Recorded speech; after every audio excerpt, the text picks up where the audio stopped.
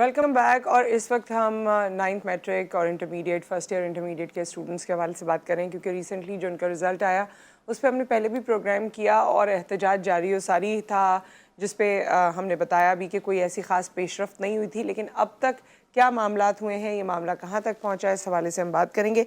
हमारे साथ नदीम मिर्ज़ा साहब मौजूद हैं, स्टूडेंट पेरेंट फेडरेशन के चेयरमैन हैं, आप सब इनको जानते हैं। अस्सलाम वालेकुम। और हमारे साथ स्टूडेंट हैं जिनके फ़र्स्ट ईयर का रिज़ल्ट आया था, अब सेकेंड ईयर में आई हैं और इस एहतजाज का भी पार्ट हैं, आ भी रही हैं, अपनी बात कह भी रही हैं और चाहती भी हैं कि कोई इनका जो मसला है उसको रिजॉल्व किया जाए। बाबरा तारिक अली हमारे साथ मौजूद हैं। अस्सलाम वालेकुम बाबरा, कैसी हैं? वालेकुम अस्सलाम, मैं बिल्कुल ठीक हूँ, आप कैसी हैं? मैं ठीक हूँ, थैंक यू सो मच। सो बाबरा, पहले तो आप बताइए कि आपके मैट्रिक में कितने मार्क्स आए थे, अभी क्या रिज़ल्ट आया और ये जो पूरी सिचुएशन हुई आपकी ज़बानी हम सुनना चाहते हैं। मैट्रिक में मेरे अल्हम्दुलिल्लाह 80% बनी थी और फर्स्ट ईयर में आके वो परसेंटेज मेरी मिलती है मुझे 10%। 10% मिली आपको? 10%। अच्छा, कितने पेपर्स में पास किया आपको? 2 पेपर्स में। 2 पेपर्स में पास किया। अगर 2 पेपर्स में भी पास हो तो 10% बनती है? नहीं, बिल्कुल भी नहीं। और मार्क्स जो टोटल्स वो दिए वो 56 दिए 550 में से। वो भी नहीं होते? वो भी बिल्कुल भी नहीं होते। पासिंग मार्क्स कितने? पासिंग मार्क्स अभी तक जैसे मार्कशीट का कुछ पता नहीं चला है। पता नहीं चला है, ठीक है। सो ये जो पूरा ओवरऑल हुआ, पेपर कैसे हुए थे आपके? बहुत अच्छे हुए थे पेपर। असल मतलब अगर बंदा ऐसा भी करे तो इस तरह के पेपर तो बिल्कुल भी नहीं होने चाहिए कि सप्ली आ जाए। और वो भी एक में नहीं, 6 सब्जेक्ट्स में? 6 सब्जेक्ट्स में। अच्छा, जैसे ही रिजल्ट आया तो क्या आपको एकदम मतलब आपको क्या फीलिंग हुई, घर वालों को क्या लगा और इस वक्त क्या सिचुएशन है? क्योंकि आप बाकी स्टूडेंट्स की भी ज़बान बनी हुई है, नॉट ओनली फॉर योरसेल्फ, आप बाकियों के बारे में भी जो बताना चाहें कि क्या हो क्या रहा है इस वक्त। दिल तो टूट गया है बिल्कुल सब स्टूडेंट्स का। काफ़ी स्टूडेंट्स ने तो पढ़ना ही छोड़ दिया है। लड़कियां पढ़ने मतलब उनका वो कहती हैं कि अब हम नहीं पढ़ेंगे आगे। मेरी खुद की कज़न है, मेरे साथ होती है, मेरे साथ कॉलेज जाती है, वो भी बिल्कुल भी कहती है बस दिल टूट गया मेरा पढ़ाई की तरफ से, अब मैं नहीं पढ़ सकती। और काफ़ी स्टूडेंट्स हैं जो बोलना चाहते हैं, मतलब रोज़ आते हैं वो एहतजाज वगैरह में, प्रेस क्लब में। काफ़ी लोग हैं, बहुत परेशान हैं सब स्टूडेंट्स। जी नदीम साहब, क्या अब पेशरफ्त हुई है कोई? पेशरफ्त ये है कि 10 रोज़ के बाद जो है वो एक फैक्ट फाइंडिंग कमेटी बना दी गई है। वो फैक्ट फाइंडिंग कमेटी में जो हजरात को शामिल किया गया है, प्रोफेसर हजरात को, उनका असेसमेंट से और उससे कोई ताल्लुक़ नहीं है। हमें ये सारी बातें जो इशू है उसको करने से पहले, डिस्कस करने से पहले ये ज़रूर मालूम करना चाहिए कि तरीक़ाकार क्या है। क्योंकि जब ये मसला हुआ इससे पहले तो लोग जैसा चल रहा था काम वो चल रहा था। अब हमने भी एक फैक्ट फाइंडिंग कमेटी बनाई है। अच्छा। जिसका हम ऑफिशियल अनाउंसमेंट कल कर देंगे, लेकिन हम अपने फैक्ट फाइंड किए हैं। होता यह है कि आप जब कापियाँ आती हैं इम्तिहान की तो उसके बाद वो चेकिंग के लिए भेजी जाती हैं, प्रोफेसर हजरात को दी जाती हैं। बोर्ड में अपने पास कोई चेकिंग का सिस्टम नहीं है और उसमें जो उनको बंडल्स दे दिए जाते हैं। एक कॉपी में 28 पेजेस होते हैं। जो 3 घंटे का पेपर होता है उसके 28 पेजेस की कॉपी होती है और एक प्रोफेसर को 2 बंडल दिए जाते हैं और उसको सफिशिएंट टाइम दिया जाता है कि वो उसको चेक कर ले। ये पेपर्स जो हैं ये 9 महीने तक रिजल्ट, मेरा सवाल है कि ये पेपर्स 9 महीने तक क्यों नहीं चेक कराए गए? और जब पेपर चेक कराए गए तो उसमें प्रोफेसर हजरात को जो उन्होंने चेक किए हैं 3 से 4 दिन का टाइम दिया गया और एक एक प्रोफेसर को 12-12 बंडल दे दिए गए। अब 12 बंडल का मकसद हो गया कि आप जो है 12 बंडल का मकसद ये हो गया कि आप एक एक आदमी जो है वो 1500 कापियाँ चेक करेगा। ये सवालात आपके अच्छे हैं। कॉलर भी हमारे साथ हैं, उनसे बात करते हैं। अस्सलाम वालेकुम। प्रोफेसर आमिर बात कर रहा हूँ कराची से। जी जी प्रोफेसर साहब। देखें, कॉलेज लेवल की जो पढ़ाई अभी चल रही है, आप देखें वहाँ पे अटेंडेंस का बड़ा मसला है। ये जो रिजल्ट आया है देखिए वो हकीकत शो कर रहा है, बल्कि जो हकीकत है वो इससे ज्यादा बदतर है। क्योंकि मैट्रिक के बाद देखिए ये सारा जो मलबा कॉलेजेस के ऊपर डाल रही है, इससे देखिए प्राइवेट स्कूल जो है ना, जो बच्चे भेजते हैं ऊपर वो बिल्कुल नाकारा होते हैं। तो हमें देखिए। अच्छा, आप कह रहे हैं कि इसमें जो इंटरमीडिएट बोर्ड है या ये जो जितना भी तालीमी निज़ाम है जिनको कहा जा रहा है ये गलत कहा जा रहा है क्योंकि गलती बच्चों की है? जी देखिए स्टैंडर्ड आपका एजुकेशनल स्टैंडर्ड थोड़ा आपका ऊंचा बिल्कुल बोलना लो हो होगा गया। आपको, देखिए, प्रोफेसर आप साहब। अटेंडेंस देखें, चेक करें कि बच्चे आजकल कॉलेज में जाते ही नहीं है, वो यानी शुरू से वो जॉब की तरफ जो है ना डाइवर्ट हो जाते हैं। आप जब अटेंडेंस चेक करें कि बच्चे क्यों नहीं आते वहाँ पे, देखिए सारे वहाँ पे प्रोफेसर अवेलेबल होते हैं, सारी लेबार्टियाँ वहाँ पे अवेलेबल होती है, बच्चे क्यों नहीं आते? आप देखिए सिर्फ हमारा अभी देखें एक पूरा व्हाट्सएप ग्रुप बना हुआ है पूरे प्रिंसिपल का। आप देखिए अभी अटेंडेंस आप शो होगी वहाँ पे कि अब वीडियो जा रही है वहाँ पे कि कौन कौन से बच्चे वहाँ पे आ रहे हैं। बायोमेट्रिक अटेंडेंस है, आप यानी हर चीज वहाँ पे जैसे देखें नेट पे अवेलेबल है। आप देखिए सिर्फ गर्ल्स कॉलेज का देखिए या बॉयज कॉलेज का देखिए, आप कराची का हाल आप देखिए। कह रहे हैं कि पेरेंट्स गवर्नमेंट बच्चों को कॉलेजेस भेज ही क्यों नहीं रहे। जा रहे बच्चे, ये बात है, ये कह रहे हैं आप? मैं आपसे कह रहा हूँ कि जो 60% बच्चे अभी फेल हुए हैं, जो एक्चुअल जो पोजीशन है वो इससे ज्यादा बदतर है। तो देखिए जो शुरू से हमें यानी प्राइमरी लेवल से हमें जो है ना उसको सॉर्ट आउट करना पड़ेगा। ठीक है, इसका जवाब ले लेते हैं, लेकिन ये है प्रोफेसर आमिर साहब कि अगर कोई बच्चा मैट्रिक में 80% से ज्यादा उसकी परसेंटेज आ रही है तो 10 या 20% तो नहीं बनेगी ना फर्स्ट ईयर और इंटर में? फाइंड आउट किया जाके देखिए वहाँ पे करप्शन चल रही है, 40,000 पे 50,000 पे ग्रेड मिल रहा है। अगर देखिए हम थोड़ी सी कोशिश करें ताकि पेरेंट्स को माशरे को हकीकत का अर्थ दिखाई, देखिए ये आपके हाल है, तो एक्चुअल देखिए आपके 80% बच्चे फेल होने चाहिए। ठीक है प्रोफेसर साहब, इस पर बात कर लेते हैं। थैंक यू सो मच जी। नहीं, ये बिल्कुल गलत बयानी से काम ले रहे हैं। बिल्कुल ऐसा नहीं है कि बच्चे नहीं पढ़ रहे हैं। आप जाकर देखें ट्यूशन सेंटर के ऊपर रश लगा हुआ है, बच्चे बहुत ज़्यादा पढ़ते हैं। बच्चे शादी ब्याह की तकरीबात में नहीं जाते, इतना शौक़ है कराची के बच्चों को पढ़ने का, तो उसको इस तरीके से मैस नहीं किया जा सकता कि बच्चे पढ़ नहीं रहे। और ये जो बोर्ड है, मैट्रिक बोर्ड जो है, ये कीनिया का या टम्बकटू का बोर्ड थोड़ी है, ये कराची में ही मौजूद है ना। तो अगर उस बोर्ड में अगर बच्चे नहीं पढ़ने वाले थे तो उनको 93, 94, 95% मार्क्स। और फिर ये बताइए, प्रोफेसर साहब से मेरा सवाल है कि पिछले साल जो रिजल्ट 95% आया था इसी इंटर बोर्ड का, वो क्यों आया था? वो भी चैलेंज हो सकता है फिर तो। ठीक है, अगर बच्चे तो पढ़ दे रहे। अच्छा, अचानक बच्चों ने क्या हुआ? हाँ, इस साल क्या हो गया? अचानक बच्चों ने पढ़ना छोड़ दिया, ऐसा क्या हुआ?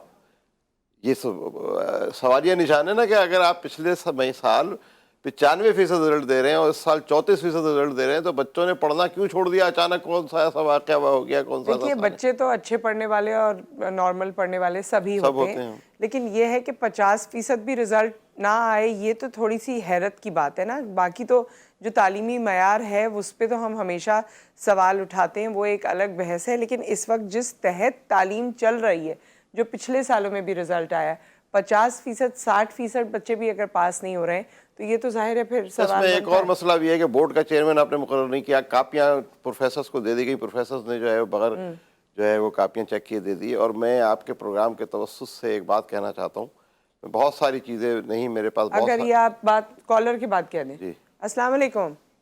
वालेकुम अस्सलाम, रियाज खान बोल रहा हूँ, मॉडल कॉलोनी कराची से। जी रियाज साहब। भाई जी, मैं ये पिछले कई दिनों से मीडिया पे भी और इन बच्चों को सड़कों पे और एहतजाज करते हुए देख रहा हूँ। मेरा दिल खून के आंसू रो रहा है, क्योंकि एक बच्चा जब मैट्रिक या इंटर करता है तो उसके बाद ही वो उसकी जिंदगी का तमाम दारोमदार मैट्रिक और इंटर के ग्रेड पे होता है, जिससे उसके आगे फ्यूचर बनाना होता है। अब अगर आप एक बच्चे के साथ शुरू में ही नाइंसाफी कर दे, मैं ये नहीं कहता कि सारे अपने कहते नालायक होंगे जी, इसमें नालायक भी होंगे, फेल भी होंगे, लेकिन एक रेशियो होता है। आप उठा के देखने का इतना बड़ा कर मैं बर्डन कर दें। और अच्छा, दूसरा ये कि मैं कराची की बात नहीं कर रहा, कराची में हर रंग और नस्ल का आदमी रहता है। ये पाकिस्तान की बात है, कराची और रांची कुछ नहीं है। पाकिस्तान में सबसे पहले पाकिस्तान के बच्चों के साथ नाइंसाफी है। और मैं रिक्वेस्ट करना चाहता हूँ वजीर तालीम से कि जो निकरा हुकूमत के वजीर आजम से कि वो फिलफौर इस पे बल्कि चीफ जस्टिस एक्शन लें, क्योंकि ये बच्चों के मुस्तकबिल का सवाल है, ये कोई मेरे आपका नहीं है।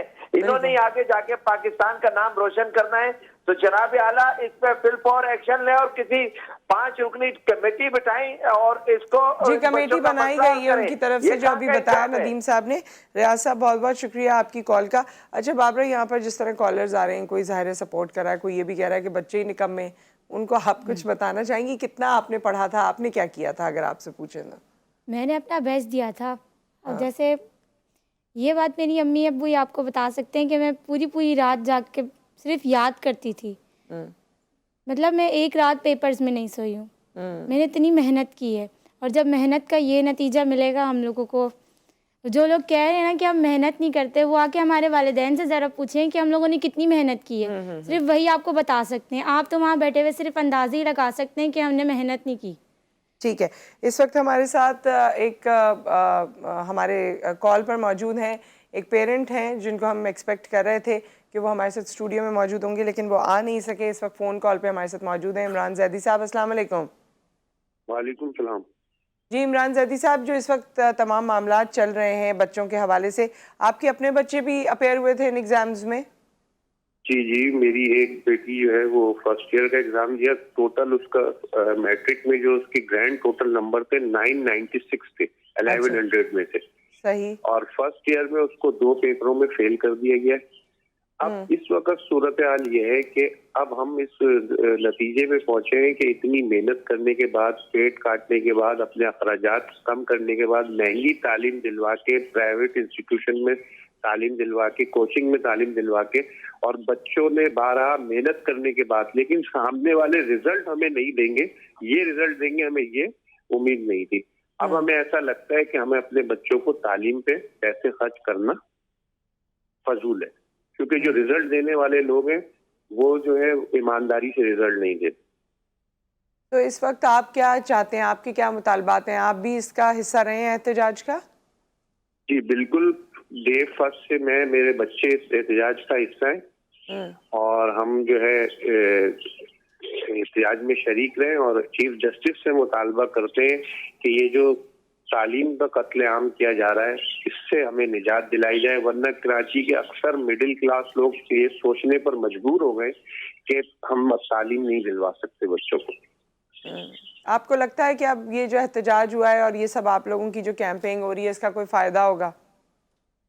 देखिए, फायदा हो ना हो, अपने हक के लिए निकले, अपने हक के लिए निकलेंगे, एहतजाज भी करेंगे, सड़कों पे भी आएंगे और जो हो सकता है एफर्ट्स तो हम करेंगे अपने बच्चों के लिए, क्योंकि हमारे बच्चों का मुस्तकबिल है। ये बिजली का बिल तो है नहीं कि हमने चुपचाप से भर दिया, गैस का बिल भी हम पे डाला कि हमने भर दिया, ये हमारे बच्चों का मुस्तकबिल का मसला है।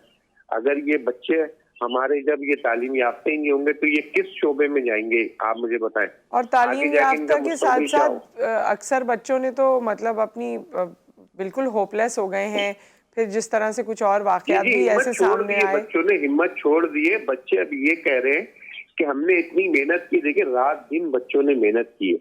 अब आप एक बात का अंदाजा लगाएं, जो बच्ची मैट्रिक में 996 ले रही है, ऐसा क्या अचंबा हो गया कि वो फर्स्ट ईयर में 2 पेपरों में फेल हो गई? और ऐसे कोई एक बच्ची नहीं, तमाम बच्चों के साथ ये हुआ, किसी को 12 नंबर मिले, किसी को 15 नंबर मिले। बहुत से बच्चों ने तो, ये तो माँ बाप ने कंट्रोल किया है, वरना एक बड़ी तादाद बच्चों की जो है मुझे लगता है कि वो खुदकुशी पे जाते। जी जी, इस तरह की भी खबरें आई। बहुत शुक्रिया इमरान जैदी साहब, आप हमारे साथ मौजूद रहे। इस वक्त सिचुएशन वाकई बहुत ही पेनफुल है। एक ब्रेक यहाँ पर आ गया, ब्रेक के बाद वापस आते हैं। नदीम साहब हमसे कुछ शेयर कर रहे थे, वो क्या पीस ऑफ इंफॉर्मेशन है वो शेयर करेंगे आपसे आफ्टर द ब्रेक।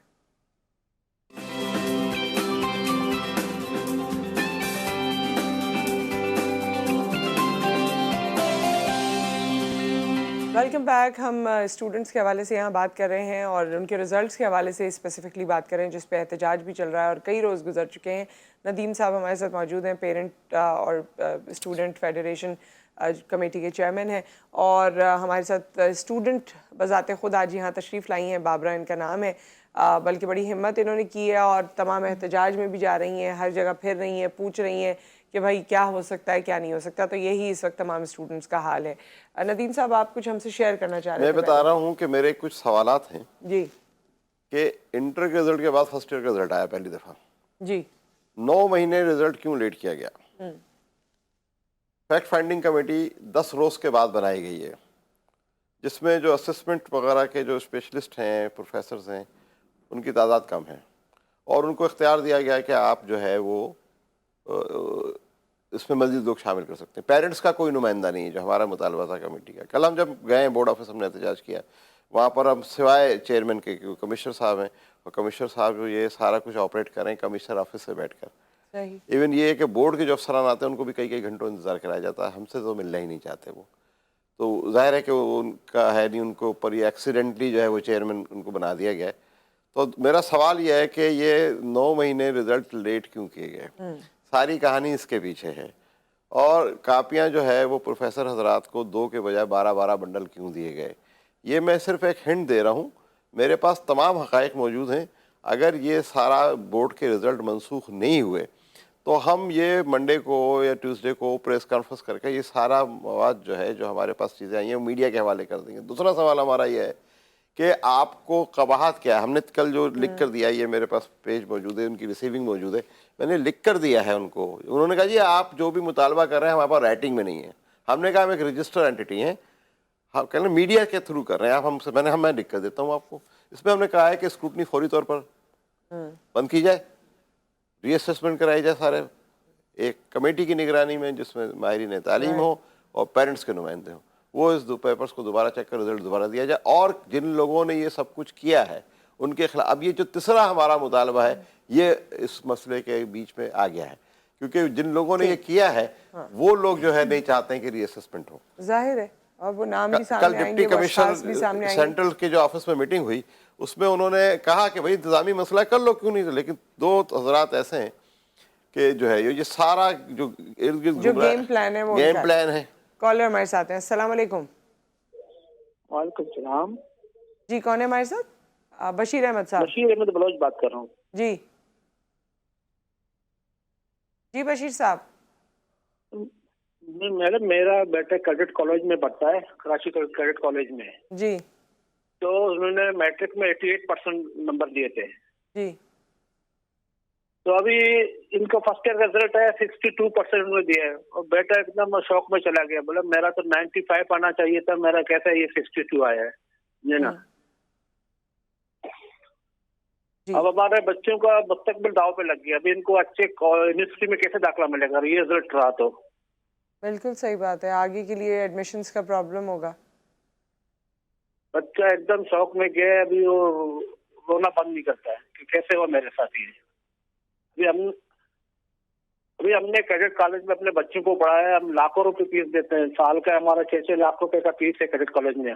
हमारा मतलब मकसद ये था कि वो अच्छे कॉलेज में, अच्छे कैडेट कॉलेज में पढ़ेंगे और बच्चे अच्छे रिजल्ट लाएंगे। तो इनका यही हाल है, इससे अच्छा तो हम गवर्नमेंट पास कॉलेज में पढ़ा लेते हैं।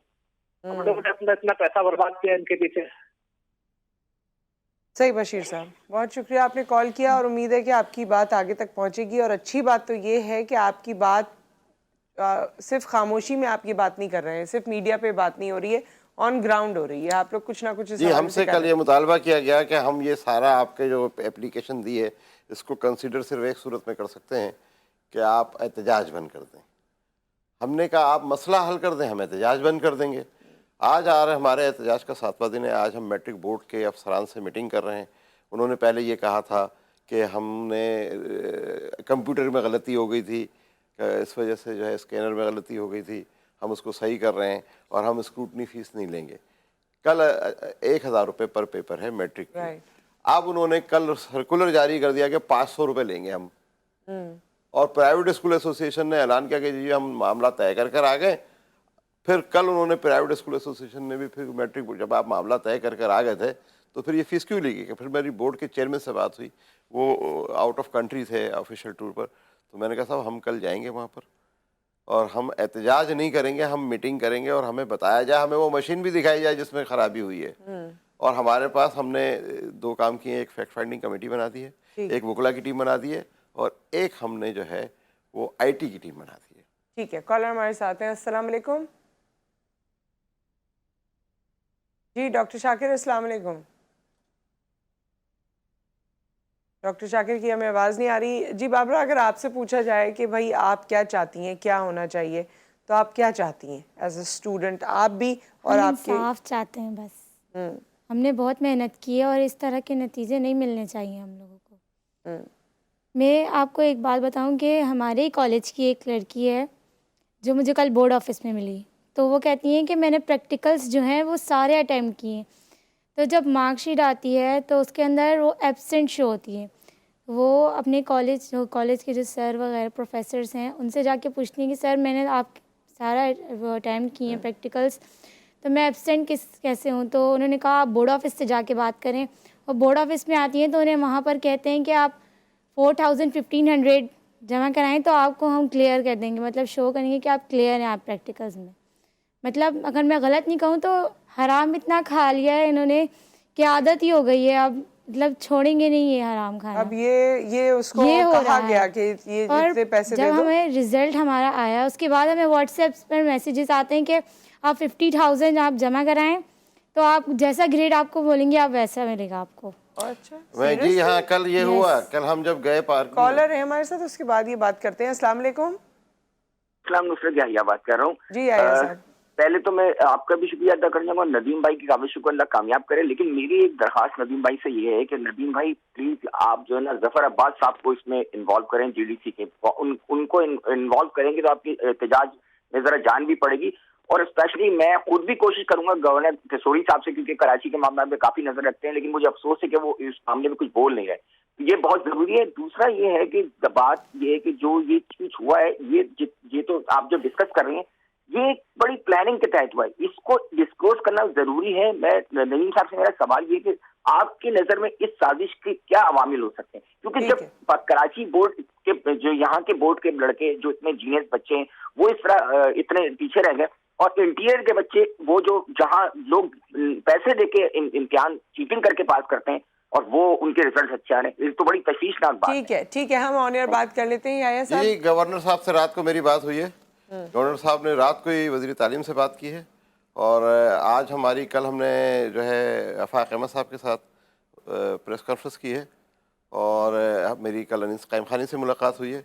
आज हमारी शाम को जो है वो खालिद मकबूल सिद्दीकी से मुलाकात है, सरदार अब्दुल रहीम से मुलाकात है, फंक्शनल मुस्लिम लीग के तारिक हसन से मुलाकात है, और उम्मीद ये है कि आज हम शायद गवर्नर साहब से भी मिलेंगे। ये बात बस बता दीजिए, याहिया साहब का सवाल तो मेरे ख्याल में अब पूरा वो नहीं हो सकेगा जो साजिश की उन्होंने बात की, लेकिन ये मैसेजेस आ रहे हैं व्हाट्सएप पे कि इतने पैसे दे दो तो अपनी हाँ, मैं कह रहा हूँ हम पार्किंग में जाके खड़े हुए तो उस वक्त तक लोग नहीं आए थे। हमने सुबह 10 बजे का टाइम दिया, तो मैंने कहा कि यार वो एक बंदा आ गया, बोला क्या काम है। मैंने कहा वो नंबर बढ़वाने हैं। बोला कितने बढ़वाने हैं, कितनी परसेंटेज आई है। मैंने कहा जी 27% नंबर बढ़वाने हैं।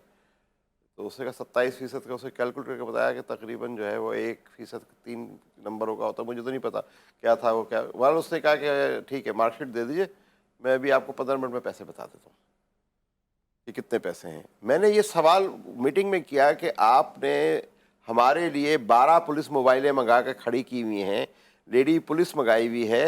आप ये जो बाहर लोग ब्रोकर पार्किंग में खड़े हुए हैं, और मैं सबको चैलेंज करता हूँ कि जाइए, जाकर पार्किंग में जैसे ही खड़े होंगे एक बंदा आ जाएगा, आपसे आकर कहेगा लाओ बताओ कितना है, और हमारे पास वो व्हाट्सएप पर जो पैसे मांग रहे हैं वो व्हाट्सएप के स्क्रीनशॉट्स भी मौजूद हैं, मैसेजेस, और ये सारा हुआ ही सब कुछ पैसे के लिए है। 4 मेन आदमी हैं, मैं आपके चैनल के तवज्जुह से बता रहा हूँ कि 4 मेन आदमी हैं, उनकी सारी चीज़ें हमारे पास हैं, उनका बैक हिस्ट्री भी हमारे पास है। अगर आपने ये रिजल्ट कैंसिल नहीं किया और आप मिसगाइड कर रहे हैं चेयरमैन को, चेयरमैन बोर्ड को मिसगाइड कर रहे हैं, कमिश्नर साहब को मिसगाइड कर रहे हैं, डिप्टी कमिश्नर्स को मिसगाइड कर रहे हैं, मैं ये सारी चीज़ें जो है वो पब्लिक कर दूंगा। सिर्फ इस वजह से नहीं कर रहा हूँ, इस वजह से नहीं की जा रही हैं कि आप एडहॉक बेसिस पर हैं। आपको 14 दिन की एक्सटेंशंस मिल रही हैं, जिनको मिल रही हैं वो खुद मेरी बात सुन लें। यहाँ पर हम ये सारी चीज़ें मीडिया के सामने लेकर आएंगे। हम किसी सूरत में नताइज की मनसूखी, हमने ये नहीं कहा सारे बच्चे पास कर दो, नताइज मनसूख होने चाहिए और रीअसेसमेंट होनी चाहिए। विद दैट बहुत बहुत शुक्रिया आपका नदीम साहब, थैंक यू। बाबरा, आप यहाँ तशरीफ़ लाएँ, अल्लाह करे कि आप लोगों का मसला हल हो जाए, यही हमारी दुआ है। एक ब्रेक आ गया, ब्रेक के बाद वापस आते हैं, जुमे के हवाले से जो हमारी खुसूसी प्लानिंग है वो आपके सामने पेश करेंगे।